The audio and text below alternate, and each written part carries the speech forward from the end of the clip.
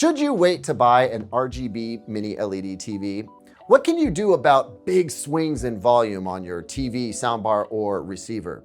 Which TV should Spanky get? Yep, you heard that right. Let's help Spanky get a new TV. And what do you do when 100 inches doesn't seem big anymore? Welcome back to Just Ask Caleb, the Q&A show on the CalebRated channel. I am Caleb. If you've got a question for me, please email it to askcaleb@calebrated.com. It's a whole lot of Caleb, but that's what you get when you brand a channel around yourself. How narcissistic. Anyway, I am here to help, so let's get to the questions. And by the way, if you know the answer to the question, always feel free to leave it down in the comments section below.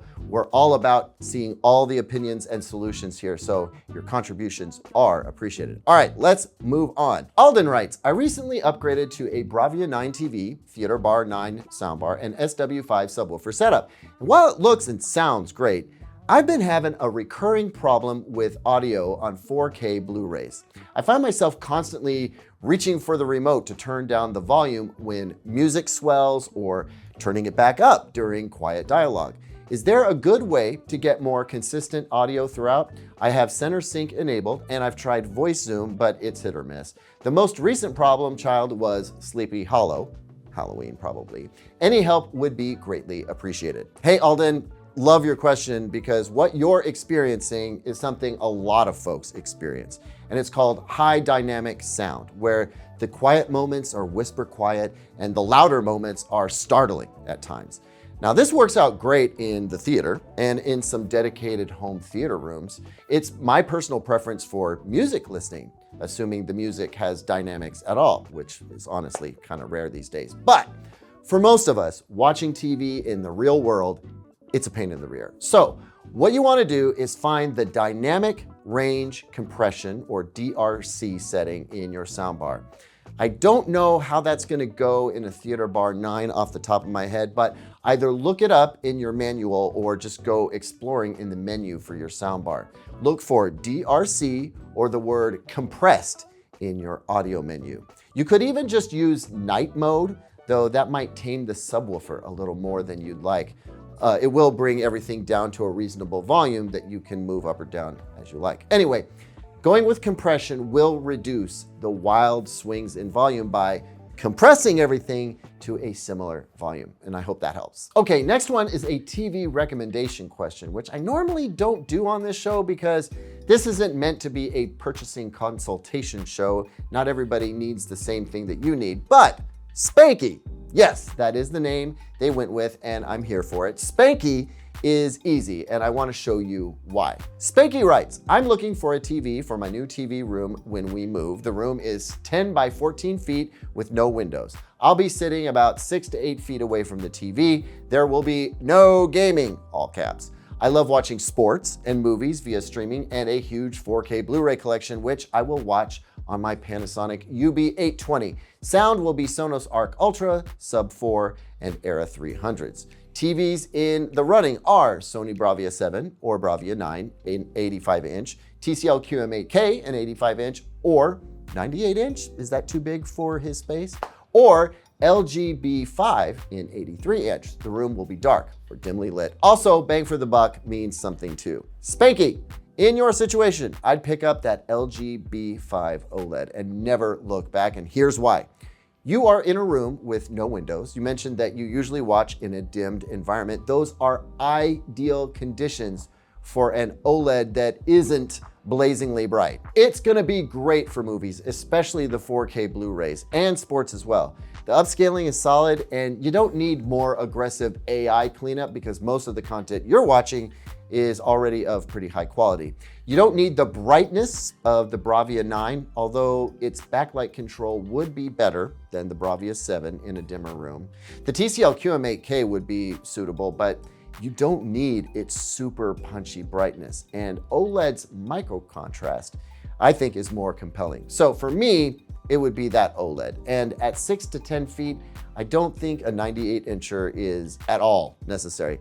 The 83 to 85 inch size is, actually, I just saw that you wrote in a different email and in it you were thinking maybe LG C5, which honestly, even better, slightly better processing, slightly higher peak brightness for HDR. Sure, if you can, go C5, but the B5 is a smarter buy, Shannon.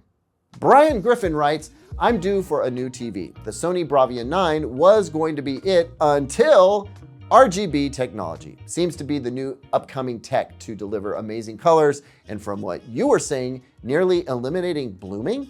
Specifically looking to buy either a Samsung or Sony when these specific RGBs hit the market. I know you've said it seems like TCL has one right now, or maybe it was Hisense, but that it's not emissive. And what seems to be on the way is the actual non-emissive version, if I'm getting this right. So why even consider buying a QLED right now when it seems that this technology will be obsolete soon? Okay, Brian, I think a lot of other folks are wondering the same thing right now. Why buy a top-tier QLED now if RGB backlighting is the future and could be coming available as soon as next year? And even if we did want to stick with QLED, won't QLED be less expensive next year with RGB backlighting taking over the premium space? Both are valid questions. Before I confirm any of that, let me remind everyone that I generally don't suggest buying first-gen technology like RGB backlighting. And I rarely advocate for waiting for the next big thing because the next big thing is always just around the corner. So you'll never end up buying. And on top of that, I almost always advocate for buying last year's TV anyway to save a bunch of money when possible because year-to-year improvements are mostly iterative or small. Now, RGB backlighting is definitely exciting, and it could become the new standard for premium. However, it is not without its challenges, and I really want to see it stabilize before I start urging folks en masse to buy it, especially if you've been saving up and waiting. The Bravia 9 is awesome right now, and its price might go down a bit for the holiday shopping season. Will we hear about RGB backlit TVs at CES 2026? Yes, I think we will. I think some leaders in the TV space are going to step up and make it the new premium. Maybe QLEDs will go down in price just a touch, but then you'll have to wait until this time next year to experience any real savings there. And for how much performance increase are you gonna wait? Not a ton, I would project. By the way, RGB backlighting can make blooming less obvious in some scenarios, but it doesn't eliminate it altogether. And there's gonna be trade-offs for that too. I mean, all that considered, if it were me, I'd buy the Sony Bravia 9 now and enjoy having a new TV for a year longer than if you waited. And it means that by the time the new stuff is stabilized and getting reasonably priced, the way mini LED QLED is now, you'll be ready to make another buy. And I think the timing works out better if you buy QLED now and RGB in the next TV. That said, if money is no object and you like to gamble on the latest toys, 2026 should be a very interesting year for RGB backlighting. And top-tier QLEDs, which are still amazing and more predictable, will come down in price a bit. Anyway, Brian, I get the Bravia 9 during the Black Friday sales. This next one is wild, and it comes from Kunal, who writes, when are the bigger TVs coming? I got my Hisense U7K 100-inch about a year and a half ago, and it kinda already looks normal to me.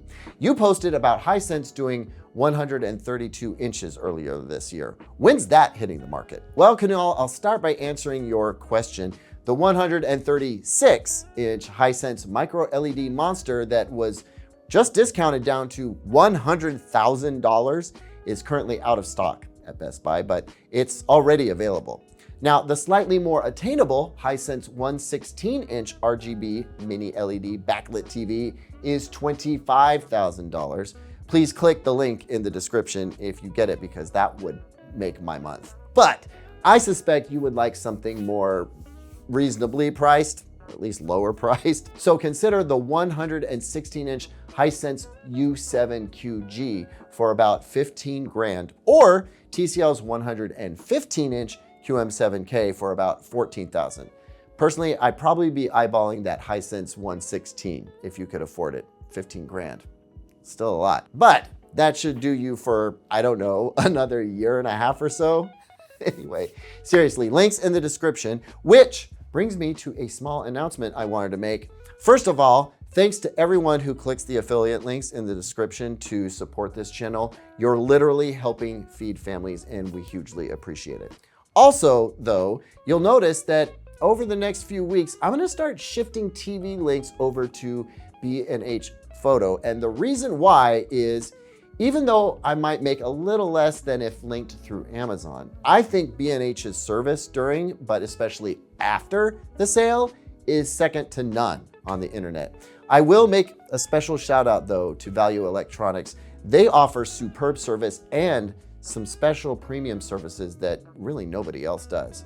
So when appropriate, I may link some TVs to Value Electronics way, but B&H offers a massive array of other products, not TVs, that I'll be talking about on this channel, and I'm excited to partner with them. So you can expect more around that soon. And with that, my friends, we wrap up this week's edition of Just Ask Caleb. Remember to email your questions to askcaleb@CalebRated.com. Hit that subscribe button, should be right about there right now. And if it's no trouble, please hit the like button so more folks get to see this video. I'll see you on the next one. And until then, take care, my friends. Or not. That is jet lag in motion.